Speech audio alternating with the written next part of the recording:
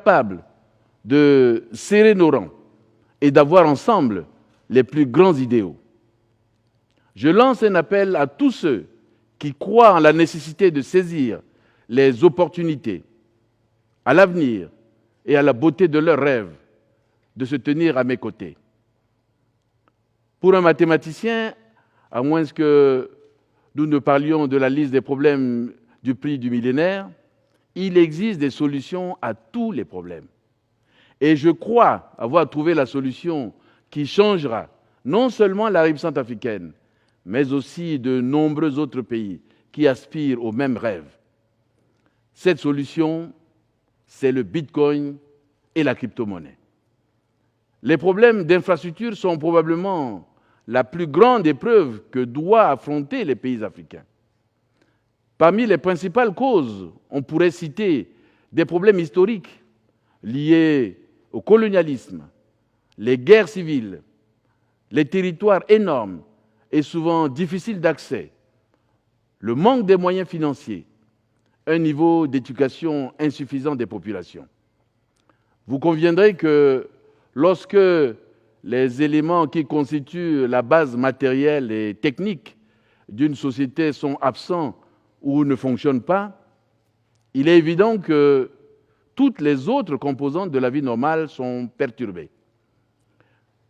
Dans la même catégorie des problèmes auxquels se confrontent les pays africains, nous pouvons également placer les services financiers presque inaccessibles à de nombreuses personnes sur notre continent, le deuxième du globe en ordre de grandeur et compte le plus grand nombre de pays, 54.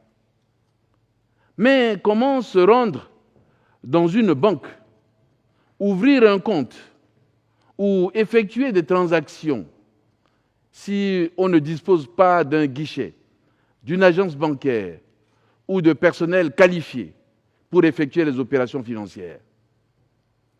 Des études indiquent qu'environ 57% de la population africaine n'est pas bancarisée, si l'on s'en réfère à la conférence économique africaine de 2021. La solution a été plus facile que prévu. Pourquoi pas un téléphone? Oui, cet appareil mobile qui est arrivé dans le coin le plus éloigné de la jungle ou sur les plus hautes montagnes. L'alternative à la banque traditionnelle est le smartphone, tout comme l'alternative à l'argent liquide et à la bureaucratie financière sont les crypto-monnaies. Et savez-vous que plus de la moitié des opérateurs mobiles du monde sont situés en Afrique subsaharienne? De manière presque incroyable, le sous-développement des infrastructures a fait de l'Afrique un vecteur parfait pour les crypto-monnaies. Cette monnaie numérique qui ne nécessite qu'un smartphone pour pouvoir accéder au réseau blockchain. Cette technologie est le vecteur qui permettra à l'Afrique de progresser vers une économie numérique unique. Quant aux citoyens, il sera gagnant à tous les niveaux. Il vivra dans un pays en plein essor économique, ce qui signifie création d'emplois, exploitation de ressources naturelles et prospérité. Plus encore, il va bénéficier des avantages propres au monde, des transactions financières virtuelles qui, contrairement aux transactions bancaires classiques, ont en leur faveur la rapidité d'accès, la vitesse d'exécution, le manque de bureaucratie, de frais et des commissions bancaires coûteuses. Pour l'Afrique, il existe déjà une vision, une crypto-monnaie commune et un marché intégré des capitaux qui pourrait stimuler le commerce et soutenir la croissance. La technologie va donner une identité au continent en réduisant les coûts. La vision est parfaite et nous n'avons plus de temps d'attendre qu'elle s'inscrive dans la réalité.